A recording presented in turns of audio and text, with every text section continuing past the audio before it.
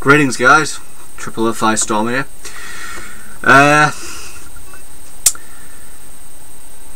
Jobs.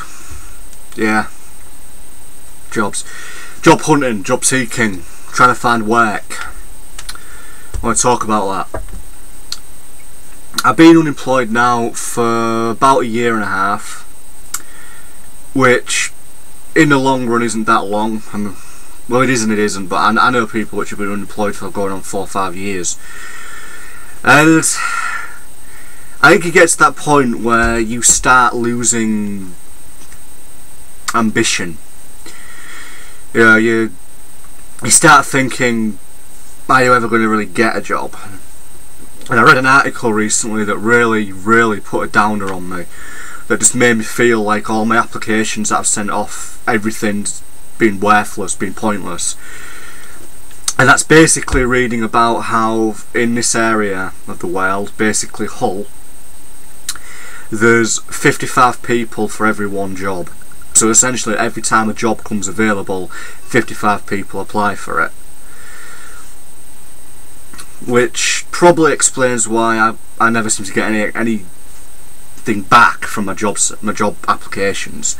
I got a reply the other day, but it was basically just saying that I hadn't been successful in my application. And it's nice to get a response. I mean, I barely get responses these days. I mean, I don't care if they're negative, it's still a response. Since I've been out of work, I've applied for going on, I had to say about 150 jobs, probably within the last year, give or take. And out of those jobs I've had 4 interviews. And well, I would have had 5 interviews, but the 5th interview I couldn't do. And this is a problem I've come across in the past. Basically it falls down to employers not being clear on where they're based. Basically, a long story short, I applied for a job. According to the description, the employer was based in Hull. I got an email I don't know, maybe a week after I applied, offering me an interview. Great. However, the interview was, I believe, in Grimsby, which confused me, in all honesty, because the application and when I applied for this job said nothing about the job itself being in Grimsby. It clearly stated Hull. So I have no idea how it ended up being in Grimsby. So I had to decline because I couldn't actually get there.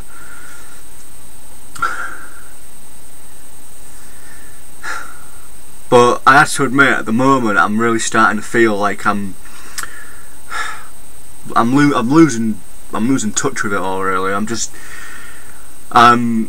trying. I really am, but I don't know if I'm ever going to get anywhere. I mean, I sometimes wonder, these people which have been out of work for like 4 or 5 years, how the hell do they keep going? You know, you could say the longer you're out of work, the harder it is to find a job.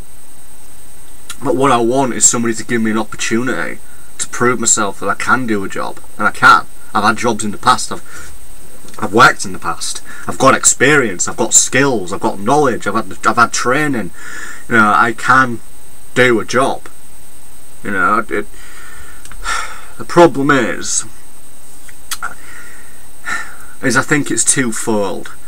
Really, I think firstly, as we know, 55 people for every one job. That's just odds against everybody, because they're probably not. They're probably not going to. I mean, they're probably not going to check everybody's applications. They're probably going to check the first 10, 15 people.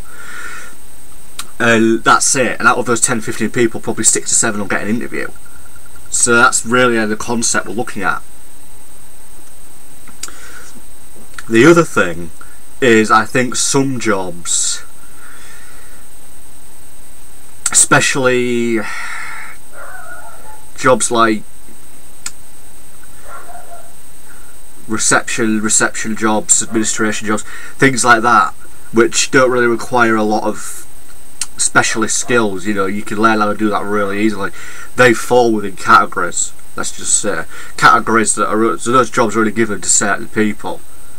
You know, And I think sometimes that's the way of the world, in a way. Now, I just want to point something out here. Now, I'm not exactly saying this in any way that is at all sexist or anything, but I'm making a speculation based on observation of what I've seen. To put it simply, one job interview I had, which was for, I think it was a document scanner job. I couldn't help but realise that almost everybody working in the main office was a woman. Now, some people I know do speculate that some jobs, like office jobs, always end up going to a woman. Personally, I'm not saying they do, but like I said in this particular job interview, when I was kind of talking to the manager and stuff, I couldn't help but realise that almost everybody working in that office, and it was only a small office, there was probably 6-7 people at the most working in that office. They were probably all women, apart from maybe one guy.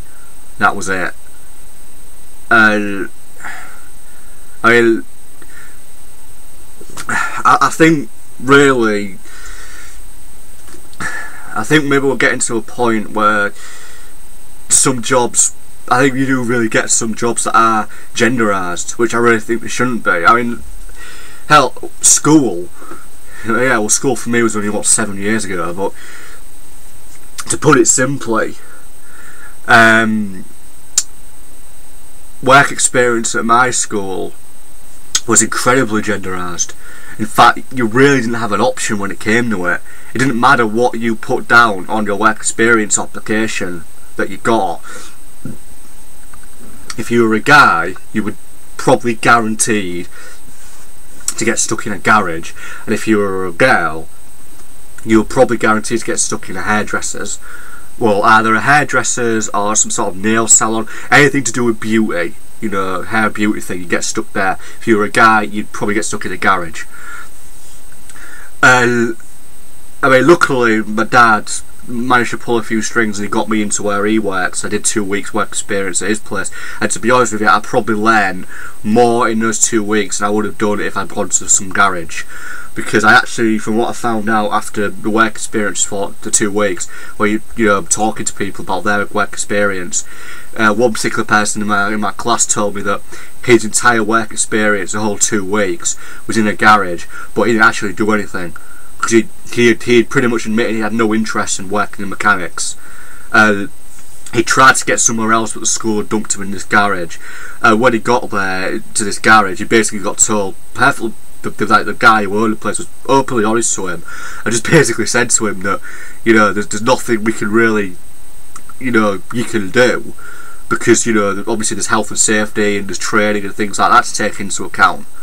And I think I ended up spending 2 weeks practically doing nothing, or kind of sat in the office, you know, maybe making tea for people and, you know, doing a bit of customer liaison, but, you know, that was very, very basic way. It didn't really do much. It was, you know, so that was kind of the problem. I always felt like the work experience there was immensely genderised because of the way they did it. But I mean, I am trying. I mean, I'm trying. I'm applying, and I'm doing what I can. But you just start losing heart after a while. Something else also, I mean, I really can't. Look, put it simply, I'm 24 soon. I'm 24 in 7 weeks, I believe. I think 7 weeks. I honestly don't know if my dad's been serious about this, but he's pretty much said that if I haven't got a job by the time I'm 25, or if he doesn't want to be supporting me by the time I'm 25, so what's he going to do? Is he going to kick me out of the house? Where will I go? I mean, hopefully I'll have a job by then. But hell, I said that last year. Hopefully by the end of the year I'll have a job, and I didn't. Things just don't work out, you know. I mean, the first job I got was a job centre. I worked there. Kind of ironic, really. But I was basically doing administration basically customer liaison stuff, really, like dealing with customers over the phone and things like that. Even though it was only a temporary position, my boss did actually try to get me full time to keep me on. And I guarantee you, if I'd got that and I was being kept on full time, by now I probably would have had my own place. Probably nothing fancy, maybe just like a, I don't know, flat or something. But money wise, if I worked out, you know, saving wise, I could easily have done it. But obviously things don't work out, and I didn't get an extension or anything. I got an extra 3 months. So I got 6 to 9 months, you know. But if the recession hadn't hit when it hit, I guarantee you, like a lot of people, probably would have found work easily. But the recession hit at a bad time. You seem to have this status quo with the government, because most of the government are all, you know, fat cats and come from well-off families and things like that. And I don't think the government realise what's happening outside of the south. I mean, okay, I can't exactly say that things are great in London, because I know people that live in London that literally, I think in the last like 2 years, have had like 3 jobs in the last 2 years, because that's what it's kind of like. But I sometimes feel like the government don't really care what happens outside of London. I mean, they were rattling on saying the Olympics would be great and the Olympics would help. They didn't. The Olympics created a 1% increase in jobs, and that was primarily in London, but primarily within the area of the Olympics. An actual survey was done recently that worked out that something like 80% of the jobs were temporary.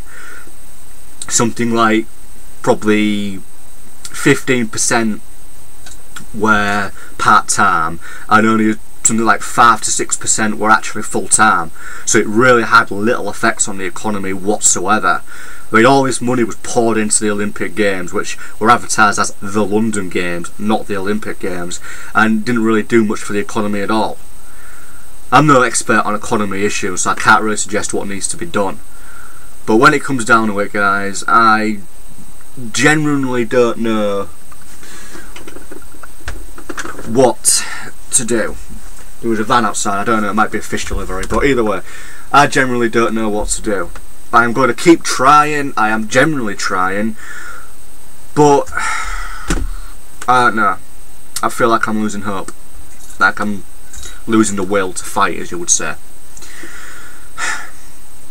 But I am going to keep on trying. I'm going to do my best to try and get a job, because I want a job, I want to be working, I want to be earning my way in life.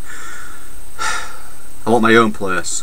You know, I want a house that's got a bedroom that's bigger than this, which literally is tiny. I mean, seriously, this bedroom's tiny.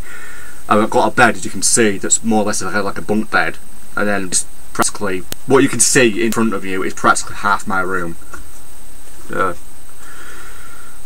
I'm going to keep trying, going to do my best, and I will hopefully get a job. What else can you do?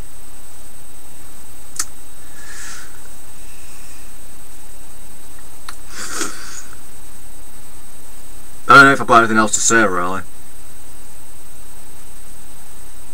Nah, not particularly. I'll keep everybody updated, I'll see what happens in the long run. Probably try and get that AMV done as well, because I really want to try and sort one of them out. But anyway, guys, you know, keep on doing whatever you do, and I'll try not to lose hope and try to get a job, which I intend to do. Well, peace out. It's a Triple O Firestorm.